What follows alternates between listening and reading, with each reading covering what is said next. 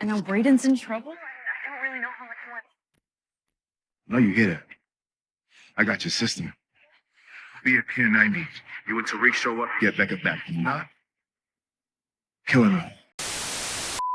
Welcome back, Top Notch Gang, to another video. And I lied to you guys, we back again. I told you guys you wouldn't see me till Friday, but it feels like every day another exclusive clip from Power Book 2 Go Season 4 just comes out, and at this point it feels like I watched the entire first episode before it even premiered. But as you saw in the intro, you see from the title, Drew kidnaps Brayden's sister Becca, and we're able to piece a lot of these clips and scenes together already based off what we got in the official trailer, other sneak peeks, previews, pictures, and everything like that. So we're gonna go ahead and break down this war between Drew and Kane, of course, versus Tariq and Brayden, and how everything is gonna unfold in the very first episode. So without further ado, leave a like, comment, subscribe, and let's go ahead and get right into it.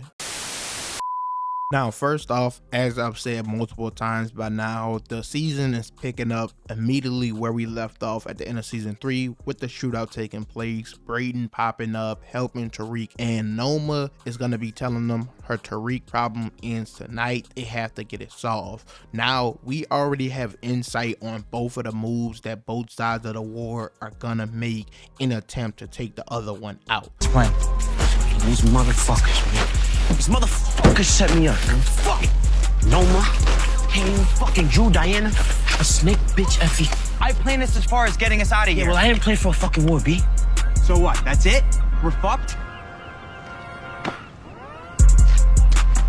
Reek. Now in another clip we got that I just played, we immediately see Tariq and Brayden in the aftermath of the shootout talking about they don't have no plans. Brayden saying this was as far as he thought this through and that they're basically fucked. But we saw, of course, in the official trailer, we could see them strapping up, getting guns, getting ready to protect themselves. Once again, we're in the same fits, so we know these scenes correlate with one another. But of course, they finally decided on a plan. Now, I talked about in my last video about Tariq killing Junior and, of course, kidnapping Anya Covington. We could see him and Brayden going to drill, going to hit, talking about they have to do this if they want to be safe. And it looks like Anya is completely guarded by Noma's people and everything. So they're trying to find a way to get to her because that's still the biggest weakness. There's no way we're getting her. Let's get the fuck out of here. And we'll be on the run for the rest of our fucking lives, B. Look, we're outmanned and we're outgunned. So that's why we gotta outthink them. Now, Noma did say she had her daughter moved, but as we saw from exclusive photos, it looks like she had her daughter brought straight to her. Now, this plan ultimately fails because when we get the clip of Drew taking Becca, prior to that point, we see a conversation between Tariq and Brayden. Well, that shit didn't fucking work. We gotta figure out the next plan, B. Got enough bread to get out of town? Nah. And they say it didn't work out and they're gonna have to go another route, come up with another plan.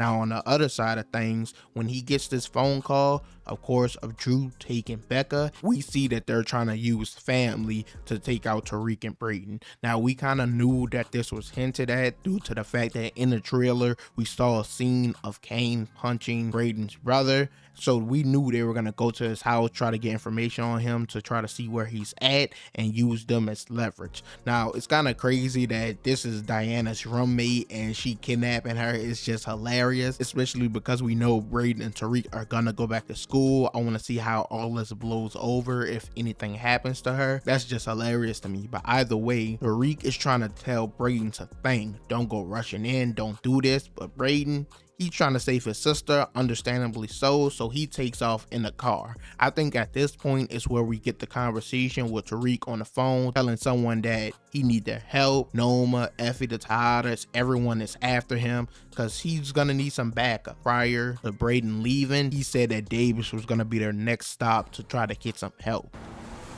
You think Davis could help? Possibly. The motherfucker probably deals with shit like this all the time.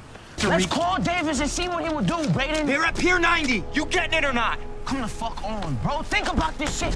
Fast forward though, when this meetup does take place and happen, Drew, this nigga get wrecked. like literally gets into a wreck. Tariq rams a car straight head on into this nigga. So even though Brayden left on his own, we know Tariq is not gonna let his brother down and he's gonna show up to help him. So he rams his car into Drew, and we can also see another scene of Tariq shooting a gun. And now this picture of the rest of the Tejada siblings in the hospital, and we see Drew's face all bruised up. It makes sense now what took place, possibly that this car accident is what caused all of this. Now we know this war or this little battle is basically going to be over and done by the end of the first episode, due to what the first two descriptions saying with episode 4:1, I Don't Die Easy, saying Tariq and Brayden must find a way to secure their own safety as Noma and the Tejadas race to take them out, which is everything I just explained up to this point.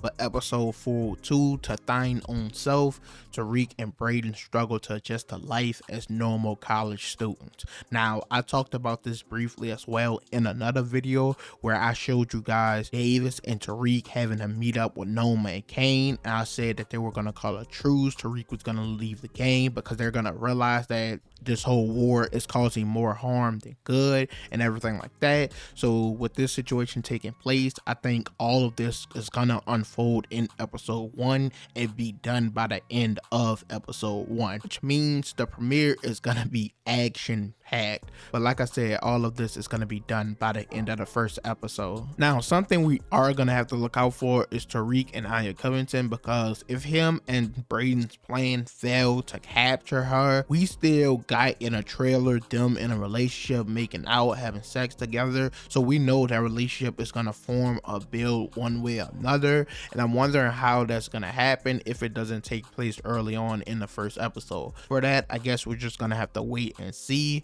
Also, the relationships between everyone else, we got a trailer of that where we see Noma and Kane getting together. Of course, Kane and Effie, we see them kissing in the trailer. We see Kane asking her if she's jealous about his relationship with Noma, also if her and Tariq are playing a long game.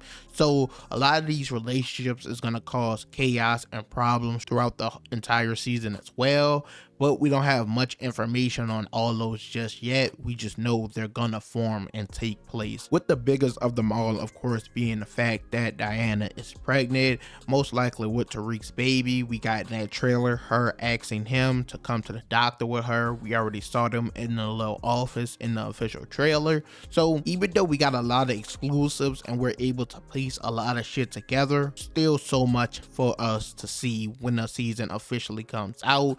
We're like 4 to 5 days away at this point, but I'm excited. We know the Tejadas' animosity is eventually gonna turn on one another. They're gonna be at war with each other, with Diana's pregnancy being involved, with the fact that her and Drew try to take out Monet. Kane, him and Drew, one of the descriptions describes them fighting for the streets. So we gotta see how all of this leads down that path. Once all these secrets start to be revealed, we know Monet and Kane try to get revenge. We saw the scene of them shooting at the car. We also see that they talk about a tragedy taking place. I know a lot of people are discussing that being Diana or having to do with her baby. We're gonna have to see for that. But somehow by the end of this first or second episode, somehow the focus is gonna switch from their problems being with Tariq to each other. Now if you want my full breakdown of how I think all this played out, I made one on Diana and her pregnancy with Tariq specifically, how I think that goes this season. I also talked about the war between Drew and Kane and how that escalates, and one of them is definitely dying before the season is said and done. So if you want full details and breakdowns of those situations, you go check those videos out as well. I already talked about them in deep discussion, so yeah. Overall though, that's it for this video. You guys can leave your thoughts and opinions on everything down below. Like I said, once again, put your depth predictions down there as well. This premiere is going to be so action packed. I ain't gonna lie, these 3 to 4 days is taking forever, but I can't wait till the season come out and for it to finally be over. I still don't know how I think the season is gonna end. Everyone who's gonna survive, we're just gonna have to wait and see for a lot of it. but we have been able to piece a good amount of the story together. Also, if you want the descriptions for every single episode this season, I made an entire video on that, so if you want clues, details, go check that out and give me your boldest prediction down below. As usual, leave a like, subscribe. This really is my last video this time. I won't see you guys until Friday, but I'm out.